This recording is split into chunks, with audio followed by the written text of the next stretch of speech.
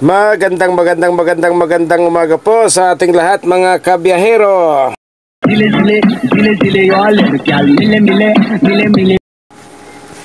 Alas 3:30 po ng madaling araw, February 7, 2022. Umaga po ng Lunes.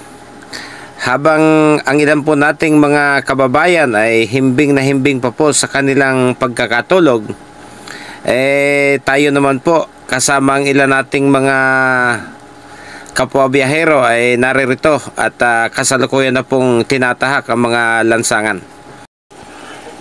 Kung ang marami po nating mga kababayan ay nagpupuyat sa mga pagawaan ng pagkain, pagawaan ng mga produkto na ating ginagamit sa mga pang-araw-araw nating pangangailangan, kami naman po sa sektor ng mga trucking ay siyang gumaganap ng tungkulin na maipakalat sa mga tindahan o maihatid sa mga tindahan ang mga produktong kanilang ginawa upang sa pagising po ninyo sa umaga ay masiguro naming nasa loob na ito ng mga tindahan at maaari na po ninyong mabili.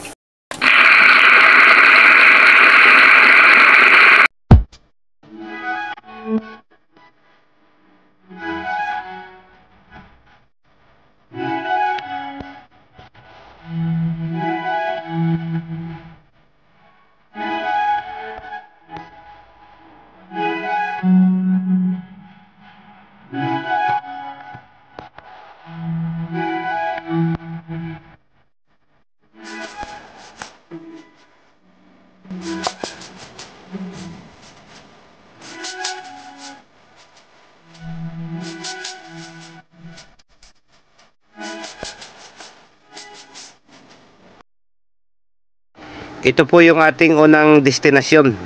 Medyo maaga pa po tayong dumating. Mag-alas 4 pa lang po ng madaling araw. Ito po yung una nating bagsak. Ang kagandahan lang po sa lugar na ito, sa isang bagsakan po ay 3 customer po kaagad yung ating madadalhan ng aming mga dalang produkto. Okay, tapos na po tayong magbaba mga kabiyahero. Lumabas na po tayo dito sa medyo maluwag na parking at iniwan na po natin doon yung aking partner upang siya na po ang bahala sa checking. Tayo po ay maghihintay na lamang dito hanggang sa siya po ay matapos. Siya pa rin po kasi ang magpapasok ng mga kahon na yun patungo doon sa kanilang mga stock room. Dahil napakaaga pa po, maghihintay pa po siya ng mga makakatulong. Mag-alas 9 na po ng umaga, bumalik na po yung aking partner. Halos maglilimang oras po akong naghintay bago po siya nakabalik. So ibig sabihin po ganun katagal doon sa 3 customer. Naubos yung aming 5 oras bago kami makaalis muli. Tutungo na po tayo doon sa susunod naming customer.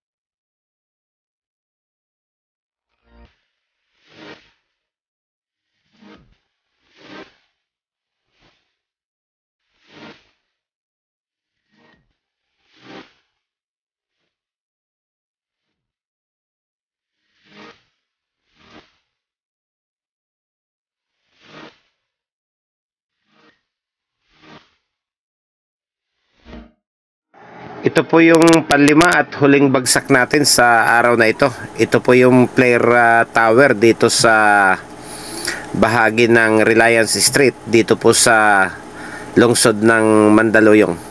Pagkatapos po na maibaba ang mga produkto sa lugar na ito, tayo po ay uuwi na.